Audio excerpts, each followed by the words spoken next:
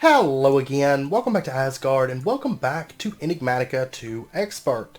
So, since last episode, as you might have guessed, I have been prepping things. And this crate right here is the culmination of a lot of prepping. Before we can look in there, though, I did set this area up. I do still have to put glass on here and kind of spruce it up a little bit. But this is just bare bones. We have a lever here. Eventually, I'm planning on doing a RF tools screen, like over here somewhere, for like a shut-off switch for the reactor and a switch to open the door. But for right now, I just have a lever there. And then I've got to put some stairs in here. But if we want to get inside of the reactor chamber, we can do that here. Now, the reinforced stone is really, more than anything, it's just for looks. We shouldn't actually ever need it, because the reactors that we're going to be setting up, they run at 0% heat all the time. But just in case some kind of weird freak accident happens, we'll have reinforced stone and reinforced glass once I get it. The only reason I haven't done the reinforced glass yet is the reinforced door and the reinforced stone, they're cheap. However, the reinforced glass, it does require, for every 7 of them, it requires a couple advanced alloys. So I figure we're going to wait to put that in until we get scanning and replicating, because it's just going to make it a whole lot easier and a whole lot cheaper. I guess 2 crafts would fill this. If I wanted to do double layers, it would be a little bit more, but I don't know. Most of this is double layer. There's still a couple places I need to add double layers too, but I'll get that added. I have the reinforced stone made up, like in this chest, like reinforced stone right there. I just haven't implemented it yet. So, inside of our storage crate, this is where all the prep went. Look at this. We have a chest full of things. Of course, right up here is our uranium fuel, our uranium quad rods that we made last episode. But the rest of this is all materials for stuff. And bear in mind, like the coils, these are 8 copper cables each for each of these. This was fun to make. I also went ahead and made the reactor chambers because we've made them before. Dense lead plates around basic machine casings makes 2. So, I mean, that was a lot of lead. You can see I've got 47 overclockers. I actually have another 8 right here. This is just leftovers. And if we take a look over here, we have 28 inside the carpenter. And this is out of lapis. Okay, I've got to get lapis. But I know whenever I got on today, it was backed up there. Actually, if we want to go up there just really, really quick, I did add a few more. As you might have noticed in the thumbnail, I did add more solar distillers. So, if we pop up here, this is how many solar distillers that I've got up here. Let me actually turn off F7. Quite a few of them. So, and all of these are pumping out distilled water. So, we do have quite a bit. It definitely fills up the tanks pretty quick. And it runs through lapis dust pretty quick. We could automate that, and I'm sure we will at some point. But for right now, that's fine. So. And I also did some building downstairs, nothing major. I'm not going to go down there and waste any time going down there because we have a lot to cover today. So, yeah, lots of materials. Lots and lots of stacks of things right here. So, let's go ahead and get started. And the first thing that we're going to do is we're just going to set up the reactors. We're going to get those placed down and actually finish some quests, or a quest. Well, actually, maybe 2 quests. Yeah, I think we'll do 3 quests, actually. So, what we're going to do is we're going to take... we need to make the reactor chambers. Okay. So, or not reactor chambers, the nuclear reactor. This right here. It takes generator, advanced circuits, some reactor chambers, dense plates. All really fun stuff. I've got enough stuff here to make 2 of them. So, bam. There we go. And quest complete, nuclear reactor. So, there we go. And we are going to get a loot chest. And then what's the next quest? Plutonium. Guess what? We've already done it. So... quest complete, plutonium, and we'll go ahead and grab our loot chest and turn that in. Normally it comes from processing depleted mox or uranium. We will still need to do that. I will say what we're going to be doing today, it's not going to be fully automated reactor because we're not going to have the fuel rods going in and out of the reactor automated. We will probably do that next episode because it's going to take a little while before these fuel rods actually run down and become depleted fuel rods. So. And then the last quest here, the RTG fuel, we have already done that as well. So let's go ahead and turn that in. So let's go ahead and open these before we put down our reactors. First up, we have an inventory upgrade. Awesome. That is totally useless. But it says we haven't eaten it yet, so I can't eat that. There we go. Okay. And then next up, we have 64 razor wire. That's actually the second time we've gotten that reward. And then lastly, we've got 4 blocks of coal coke. Okay, so anyways, let's go ahead and set up our reactor. So I've got this dirt here. This is so that we can set our nuclear reactor down. Because if you don't have a nuclear reactor down, you cannot place down reactor chambers. Okay, so that's what this is here for. We're going to put down nuclear reactor there, nuclear reactor there. Now, by default, you can actually access this, and you can see it's got 3 lines of slots available, and there's 6 more here that are X'd out. That is for our reactor chambers. You can place up to 6 of these around your nuclear reactor. Now, generally, I don't often see people just running a nuclear reactor without, like, 6 reactor chambers around it, but you can run it. It's just you're going to have more slots, and if I recall, I don't actually use them that often, so it's hard to say, but if I recall, I think it emits radiation when there's not the... I don't know. I could be wrong, but I was thinking it emitted more radiation when the reactor chambers aren't around it, but maybe not. But anyways, if we put our 6 reactor chambers around there, you can see we now have a full inventory here for the nuclear reactor that is open for our use. And then what we need to do is we need to fill the insides of these reactors with basically like guts. We need to fill it out with something. And so what we're going to do, let's go ahead and first let's grab our uranium fuel rods. And you don't have to worry about this like starting up or anything. It's not going to start up until we apply a redstone signal. So we're going to place a fuel rod there, there, and bear in mind at any time you can just pause this if you want to. You know, if you need more time or whatever. But we're going to go ahead and place our rods like that. Now this is actually a fairly common design, but it works. It's very, very efficient for like your tier 1 reactors where, you know, you don't have MOX fuel yet. And it's kind of like a passive reactor. It's not actively cooled or anything like that. It's just kind of a passive reactor setup. So it is a fairly common design. But I will say, originally I was actually thinking about a different design, where instead of using 7 quad fuel rods, you use 8. It was actually it was a personal design that I did, but that one actually does require some redstone control, and it does have like very brief shut-off periods, like just a few seconds every like minute or 2 minutes, you know, it just shuts off for just a couple seconds. However, since it requires the redstone control, it being on a server, if TPS, you know, if somebody starts exploring or somebody goes to the Twilight Forest, TPS drops, I don't want it to mess up the redstone and everything go boom. So I'd rather go with something that's 100% safe. You know, that's gonna set at 0% heat and not have to really worry about it overheating. Or shouldn't have to worry about it overheating. Okay, so now that we've got that in, the next thing that we are going to do is we are going to make, I guess we'll do the heat vents next. And these right here, okay, we need a bunch of these. If we actually grab all of this, this is just for making electric motors. So there's 64 electric motors, and there's another 14. This was the worst thing, I think, as far as all the prep went, this was the worst thing to prep, because these are semi-costly, and I needed 78 of these things, which is pretty painful. And then we need all of these iron bars and all of these iron plates, and then we can make our heat vents. So there is 64 heat vents, and there is 14 more heat vents. So 78 heat vents altogether.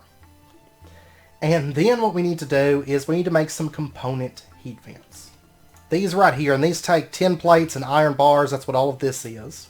So we'll go ahead and grab that. See, I've got everything kind of laid out in a fashion so we can quickly craft through all this, but do it on camera. There is 22 component heat vents. And that's all of those that we're going to need. Now, the rest of these heat vents right here are actually for upgrading. So we're going to get ourselves reactor heat vents, each requiring 8 copper plates, and we need 56 of them. So there's that. And then we are going to get our gold plates and make overclocked heat vents, 56 of those. So there's that.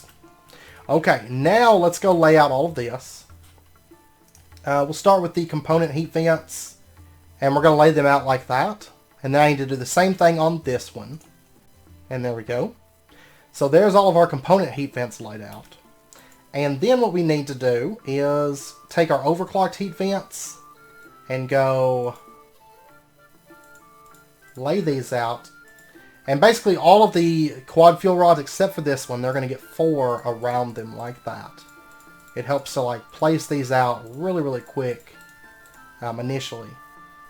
And then we need a couple more right here, one right there, and I think, yeah, that's all of them.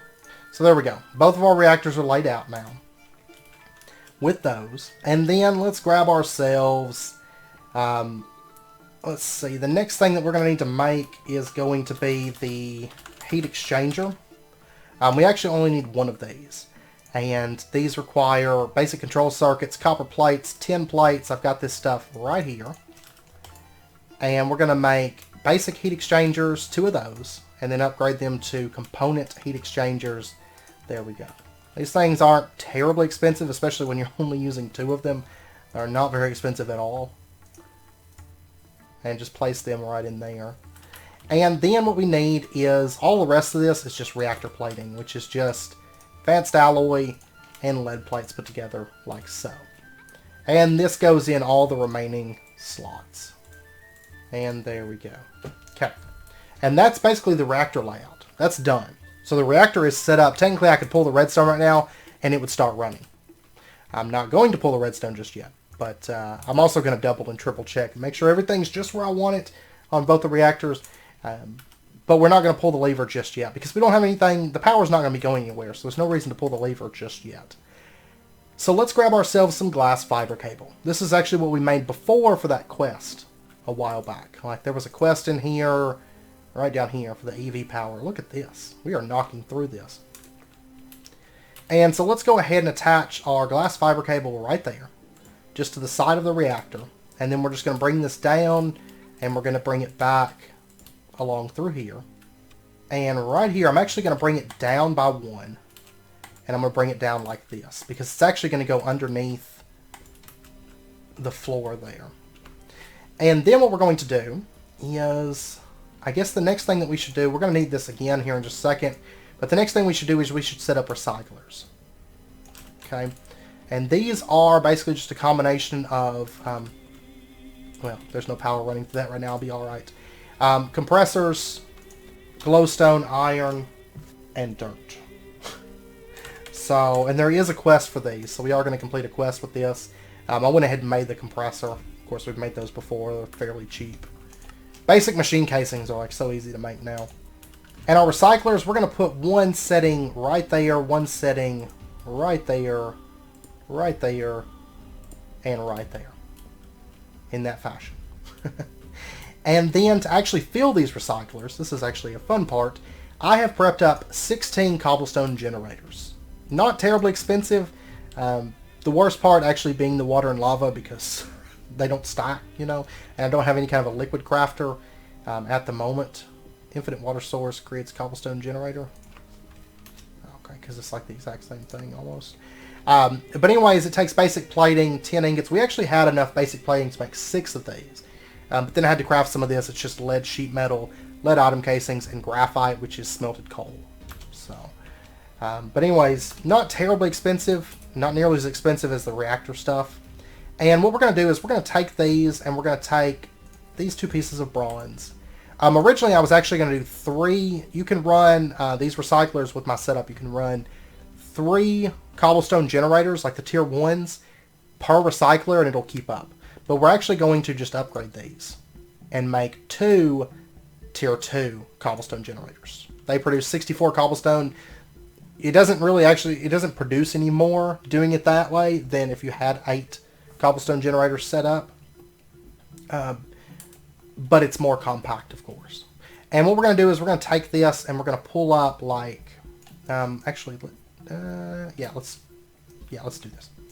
We're going to pull up this right here, this piece of reinforced stone, and put down a cobblestone generator, a compact cobblestone generator right there, and then 1 setting right here. And this thing is going to produce 64 cobblestone per second, and it's going to fill it into our recyclers. And that should be enough to keep all of our recyclers running. And then before we move on, our recyclers are going to need some upgrades. I have transformer and overclocker upgrades right here. And let's go ahead and split these. Let's split these. And the recycler is a tier 1 machine, so we're going to put 3 transformer upgrades into it so that it can handle tier 4 power. And the reason we're doing that is because our reactors are going to be producing tier 4. Now the HV, technically the HV is tier 5 power. It can transfer 8,192 EU per tick, but each source is only going to be producing 1680 per tick. Because these reactor designs are 420, and you multiply, in this pack, you multiply your reactor power by 4 times, because everything does produce 4 times as much power. And also, one thing to note right here, the compact cobblestone generators, you could also, I know Joe Mega brought it up, you could also do a sink with a chiseled water tank and have that feeding, feeding chiseled bits into the recyclers. That would work as well. Compact cobblestone generator is cheap. It keeps up with everything, and I can just stick 1 block down on each side and it's done. So I went with that instead. It's just a little bit more compact and everything. So plus I think it looks a little bit better than, I mean, I guess I could put the sinks down, I don't know, somewhere, but I think it looks pretty good. But anyways, each recycler needs 10 overclockers, 3 transformer upgrades. Okay, so they each have the 10 overclockers and the 3 transformer upgrades. And then that's pretty much the recyclers done. They don't need anything else. Now the next thing that we're going to make is this right here. And we are going to make what's called a batch crafter. This is from IC2, and it's basically an auto crafter within IC2. It requires an industrial workbench, basically an upgraded version of that. It does require advanced machine casings and advanced control circuits. I'd have to make a few of those between episodes. But we're going to go ahead and make this. And it damages our forge hammers slightly. Which is funny because the industrial workbench actually consumes the forge hammer. But that's fine. We're going to put our batch crafter down right here. And this thing does require power. You can see it does require a little bit of EU. We're actually going to be running it at about 50 EU per tick. Because we're going to put some overclockers in there. So for this, we are going to take 3 transformers, 7 overclockers, and a pulling upgrade. Now luckily this thing actually does not... It'll probably back up and not be running all the time. It only uses EU whenever it crafts. So we don't have to worry about that too much. So let's go ahead and dump our transformer upgrades into there. Our overclockers. And we're going to put a pulling upgrade. And what this is going to do is it's going to pull from these 4 slots here. Basically. Any available slots, but the only available slots that are going to be around it is going to be these 4 recyclers. So it's basically just going to pull in all the scrap metal that's being produced by the recyclers. It's going to pull it in and craft with it. And then let's go ahead and actually run our recyclers for just a minute. I want some scrap so I can set up a recipe. And let me actually pull the overclockers out of here. Just so that I can actually run this, because I'm not going to be able to run it on RE battery with 10 overclockers. There's no way. And you can see it's not a 100% chance that it's going to make any scrap, but when you have a bunch of overclockers in there, it will produce scrap pretty regularly, to say the least. Okay, so let's take our scrap, and we're just going to left-click this into the slots of this, and there we go. You can see it says it makes scrap boxes. And then if we give this just a second, we should actually see it pull. And by the way, the recyclers will consume pretty much anything you can put into them to try to make scrap. So, you could feed in cobblestone, you could feed in dirt, you could feed in diamonds if you so desired. If you don't have a whole lot of cobblestone production, you can turn it into like slabs or anything like that. Chisels and bits also work with it. Pretty much anything that you would want. But you can see that this actually did produce another piece of scrap, and it auto-pulled it from that recycler faster than I could even see the scrap come into this. It pulled it into the batch crafter. Now it didn't stack it. Basically what the batch crafter will do is it will actually probably fill up all 9 of these slots, maybe even these 9 slots as well. I'm not for sure. But it will fill them up before it actually crafts, or before it actually starts like stocking things through there. But we're going to be producing so much scrap that's going to be kicking out scrap boxes. The reason we're using scrap boxes, they basically compact the scrap. They make the matter fabricator a little bit more efficient. And also it can stack up more of a buffer because those scrap boxes do go a bit further. So let's drop these overclockers and let's see what happens. You can't even like attempt to run it because the power consumption is just too high. It's over 9,000. If you take a look here, you can see that the overclockers, it decreases processing time to 2.82%, but it increases power to 10,995.12% of the normal power consumption. So it actually only ends up being like 100-ish power, 100 EU per tick, something like that. 102, because the recycler is only a 1 EU cost. So 10,000, almost 11,000% of that isn't all that much, really. So it's not terrible, in truth. Yeah, look at that, scrap. So anyways, let's go ahead, and the next thing that we're going to do, now that the batch crafter is set up, there's nothing else that we need with the batch crafter. It's done. Oh, and I meant to look. Oh, we didn't actually complete this quest. Let me, whoops. Let's see. Quest complete. Okay, there we go. Quest complete recycler. I just had to get a piece of scrap because I guess I hadn't handled it long enough. Let's go ahead and grab our loot box, claim, and let's see what we got. We got 32 bottles of enchanting. It's a rare reward. Okay, because I need XP right now. And then let's go ahead and grab ourselves this little batch of things here. And this is actually for the matter fabricator. It used to be the mass fabricator, and it's funny because there's actually a mass fabricator. And the mass fabricator actually has no recipes or anything like that. So I'm not even really sure why it's still around in here, but it is. So let's go ahead and get ourselves our matter fabricator. It's just some advanced circuits, couple advanced machine casings, Lapotron crystal, really, really cheap. Let's go ahead and grab that. And you'll notice that it is a power tier 3. By the way, the batch crafter is a power tier 1 as well, just like the recycler. So that's why we've got 3 transformers in there. And then if we take a look here, we completed another quest, so let's turn that in. Produces UU matter at the cost of tons of EU and optionally scrap. Or scrap, in this case. I will say that running a mass fab without scrap, especially, ideally you want 100% uptime on scrap. Our setup should be 100% uptime unless RNG just gets really unhappy. But even when RNG was kind of unhappy, it was 100% uptime on scrap. But you can run it without 100% uptime, but it's basically just going to increase your power costs. Scrap speeds it up, and scrap boxes speed it up. Alright, we got 3 Southern-style breakfasts. It's top-tier food. That's one of the foods we're going to end up automating. Okay, so we've got our matter fabricator, and we're going to put this down right here, sitting right on top of the batch crafter. And we are going to grab these 3 upgrades. First up, we have a transformer upgrade because it's only a power tier of 3. We need it to be a power tier 4. Now, you can't put overclockers in the matter fabricator. There's no overclockers because basically it runs as fast as possible on the EU that it's given. It's going to eat as much EU as you can feed it. There's really no limit. I don't think anybody's ever found a limit to how much it can eat. There was originally, I remember there was a time when everybody thought there was a limit, and it was like 20,000 or 30,000 EU per tick, but it ended up not being true. You could actually go above that. There's really like no limit that anybody's found. So. At least to my knowledge. I mean, I've heard of people feeding in like 100,000 EU per tick and it eats it, you know. And then we have a pulling upgrade. And we're going to go ahead and set the pulling upgrade automatically input from the bottom side. Is what we want to do. And we're going to put that right there.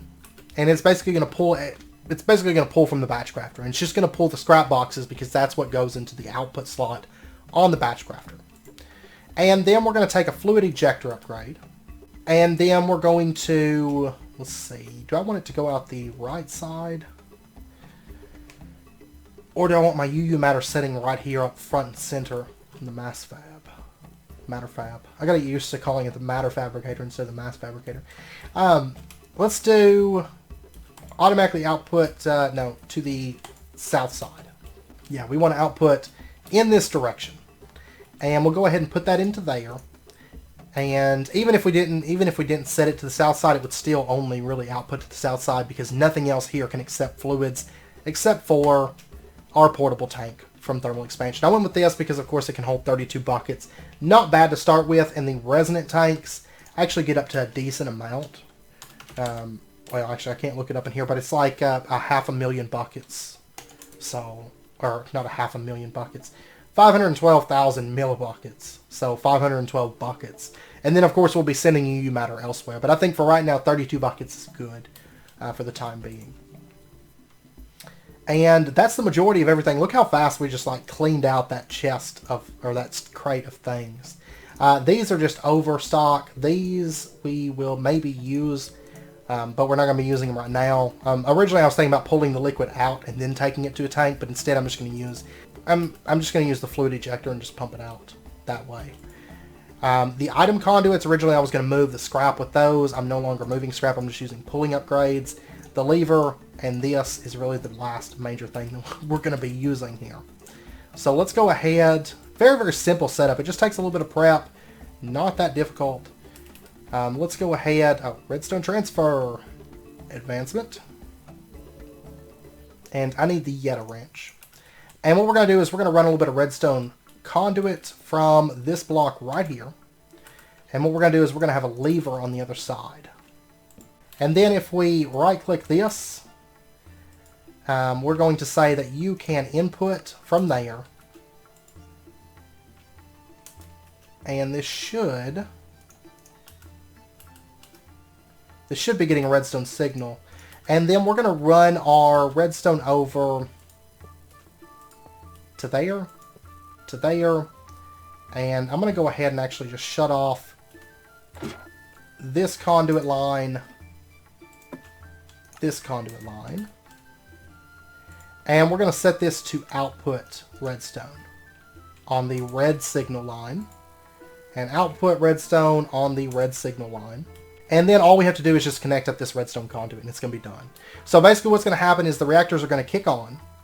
They're going to create power. It's going to go down this glass fiber cable. It's going to feed in... Oh yeah, I haven't plugged up the matter fab. I have to do that. I have to do that real quick. It's going to run down. It's going to feed power into the recyclers and into the batch crafter. And then what we're going to do is we're going to have the power then... Let's see. It comes out right there. What we'll do is we'll open up... See, we'll open this up right here, and we're going to run these glass fiber cables up. Okay, I think I'm just going to run it up like that. So the power comes up and comes around to the matter fabricator because I am planning on actually bringing a little bit of this power out for the scanner replicator. I do believe. Maybe. We'll see. I know some of this power is going to be back in here. We'll see. I'm actually thinking about eventually we might expand this out a little bit more and add maybe 2 more reactors or fill in the sides of this with like RTG or something, something. There's a lot of things that we could do there. And then I think everything's plugged up. So the scrap boxes are going to get fed up to the matter fabricator, and power is going to come up into the matter fabricator. And from my testing, it seems like it's gonna run these recyclers 100% on whatever power they can accept. And I guess since this is further away, I mean, there's a way that you can do priority systems with MFSUs, but I'm not actually using any MFSUs because it felt like I didn't really want to make MFSUs because they take a little bit of effort to make, and I don't actually need them because I'm not going to be storing power. Basically, any power that's created is going to go somewhere. There's no power storage whatsoever. All the power is going to go somewhere. It seemed like it was... So I wasn't using the priority system, and then I thought about doing like splitter cables, stuff like that, but I don't think it's really needed because in my test world this worked fine. This worked fine. So it kept the recyclers running, it kept the batch crafter running, and then everything else went into the matter fab. So, and then all we have to do is just plug up that redstone line, hit this lever, and there we go.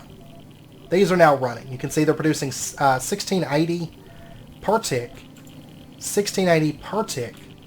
And if we take a look in the matter fab, you can see it's getting some amplifiers. It's probably going to take a minute for it to back up because basically it's going to fill up that amplifier bar. But it should, before too long, it should fill up with scrap boxes. which is going to definitely speed it up, because you can see it gets a major speed boost when it has an amplifier, but then when it loses that amplifier, the speed drops down. So if we pop down here just really, really quick, you can see we've already gotten 6 millibuckets of UU matter. It'll speed up once we have 100% uptime on the scrap. Now if we take a look here, these are staying filled on power. Okay, it actually seems like I might want another overclocker in here. Let me make an EU reader. At long last, we still haven't made one of these. Electronic circuit glowstone, 4 insulated copper cables. Shouldn't be a problem, I shouldn't think. I may actually need to toss in like an extra overclocker or somewhere or something, because I am feeding in a little bit, or a decent amount more power into this than in my test world. So I was thinking, well, I think it should be alright on scrap. And it might actually start building up. It may just take it a minute. Because I know in my test world it took it a minute before it actually started backing up on scrap, but I don't know. We'll see. Okay, so we've got our EU radar. If we right-click this, we can see that this is consuming almost 3,000 EU per tick. This is consuming, its max is 110 EU per tick that it can consume. This is consuming 110 EU. You can see it's just eating. Okay, yeah, this is, the recyclers aren't getting enough power with this layout. So what we're going to do is we're going to change this just very, very slightly. It's actually super simple to do. Let me get, I don't have any HV cable. Yeah, I do. Okay. I'm going to need 2 of these because I want to make a splitter cable. These are actually really useful. Okay, so let's get ourselves our splitter cable. And what this does, the splitter is going to emit power through it whenever it receives a redstone signal. Is the way that it works. And then what we're going to do is we're going to take this MFSU that's right over here. We're just going to steal this guy. And we are going to, let's pop down underneath here. Just really, really quick. Let me go ahead and break off that cable. And what we're going to do is we're going to have an MFSU setting right here. Okay, so power is going to come out of this MFSU into the recyclers. And then what we're going to do is we are going to set the redstone on this to, let's do emit if partially filled. I think that should be alright. We'll test it. If we need to, we can do emit if full, and that'll work just fine. And then what we're going to do is we're going to run this redstone, or this cable over. And we're going to set up our splitter cable right here. And then we're going to set, we'll just put down a piece of cobblestone, like, right there. We'll just grab a piece of redstone. And we'll just put the redstone down right there. And, oh wait, it disconnects on, I was thinking it connected on redstone. Okay, so we're going to emit, let's say emit whenever it's empty. Okay, so if this thing runs out of power, it's going to emit a redstone. It's going to stop any power going down through there. I may need to put an like a signal extender on that, possibly. But let's hit the redstone on this. Let's see what happens. So this is going to start running. If we take a look here, these should be running at 110 EU per tick. This one's actually not running anything. That one's not running anything. Why are you not running? Because they don't have cobblestone. How do they not have cobblestone? These are running at full speed. It should have enough cobblestone left over to feed it into that recycler. Right now it's actually running a little bit slower. If you take a look here, this isn't getting in as much power as it should be. That's because the MFSU is filling up right now. But it's just about filled up. And then all the power should just be going through the splitter, and then just basically filling back what the recycler takes. So, and if we do a pulling upgrade, set to pull, let's automatically input from the north side. Oh wait, I don't need north, I need west side. If we put this in the recycler, there we go. It should be able to pull its own redstone, on cobblestone now. And it's running at 110 EU per tick. Okay, so one more pulling upgrade. There we go. That should be able to pull the cobblestone. I didn't have this issue in my test world because everyone had their own dedicated cobblestone generators. But if we take a look now, this is actually running. Yeah, see, now it's running a little bit more EU. So I feel like I need.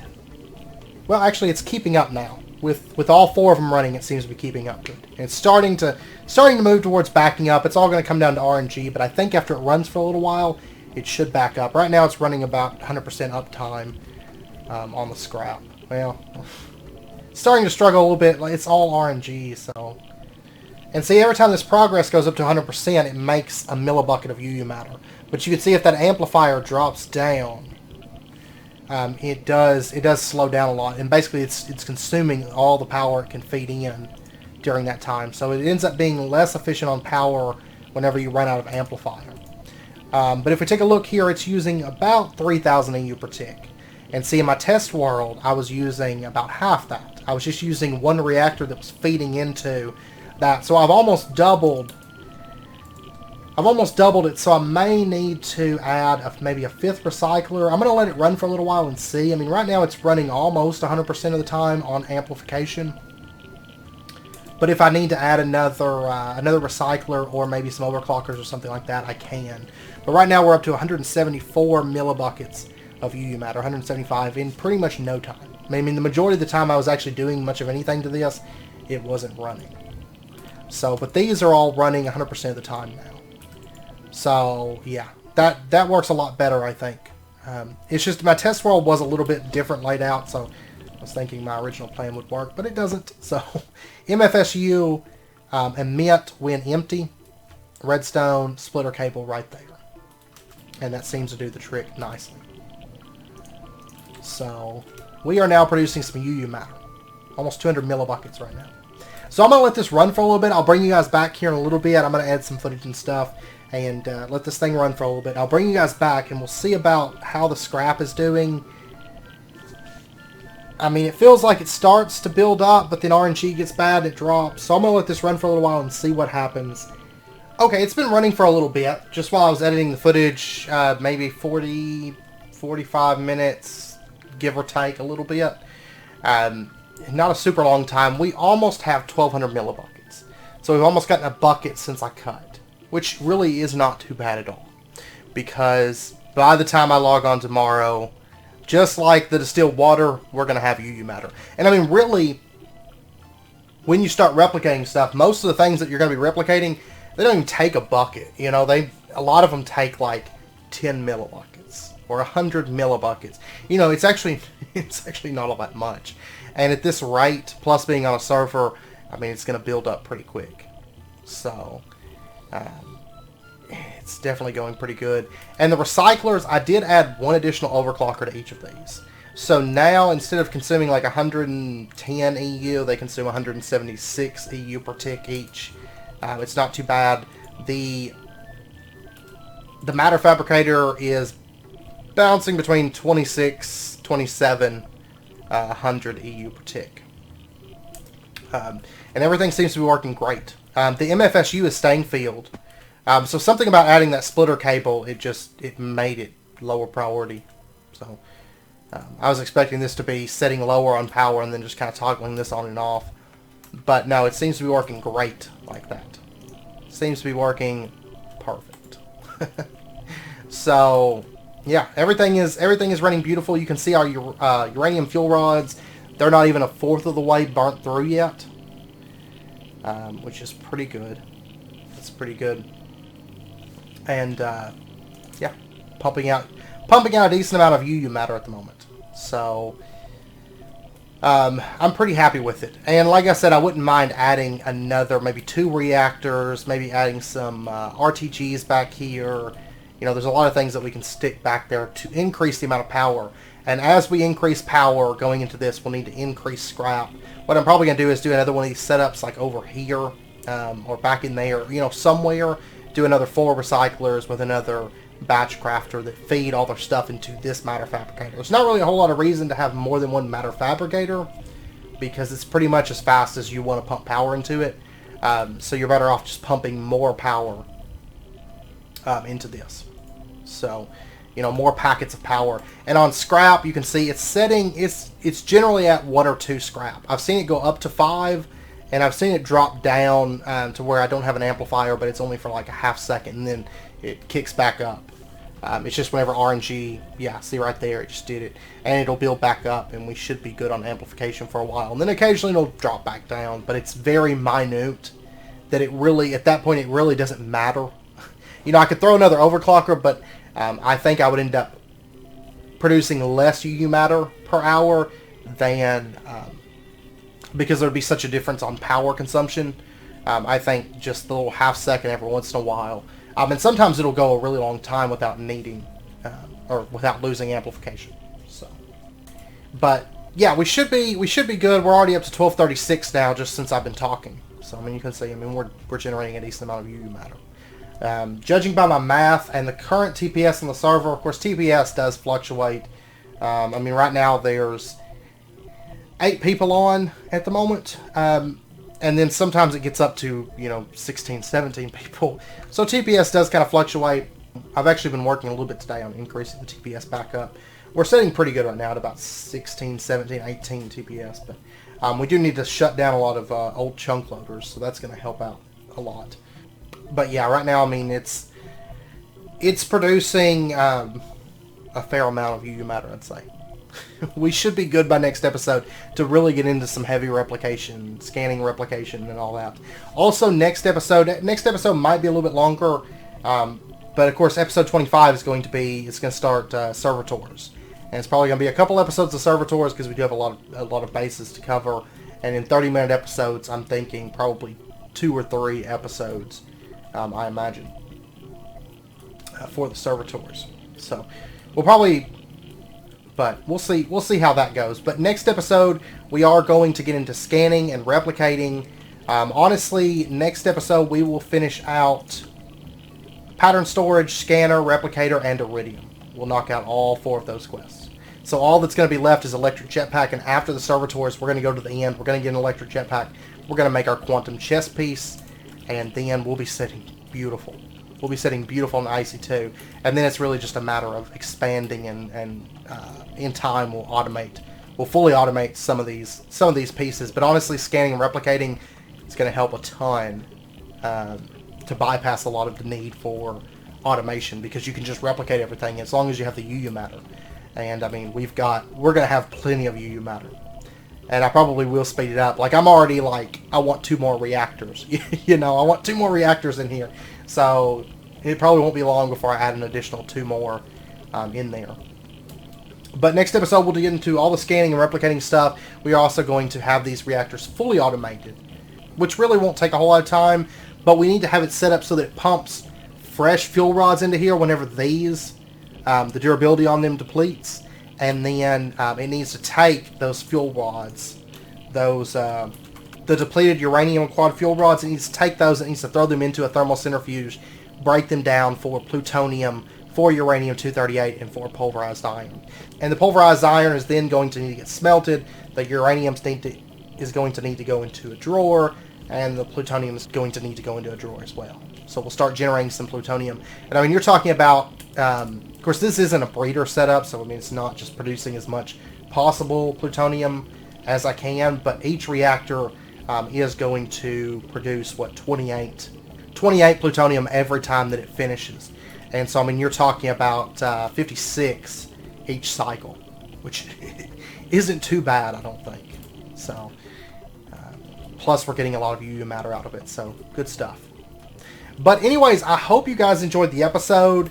I've been so excited to get this up and going because UU matter just running in the background all the time. It's going to be great. It's going to be so good. So if you guys enjoyed it, as always, be sure and hit that like button and go ahead and subscribe if you're not already to stay updated with when new videos come out. If you guys have any questions about what we covered this episode, let me know down in the comments, and I will do my best to get those answered for you. And I hope to see you guys next time. So until then, as always, do take care, stay safe, and I'll see you guys then.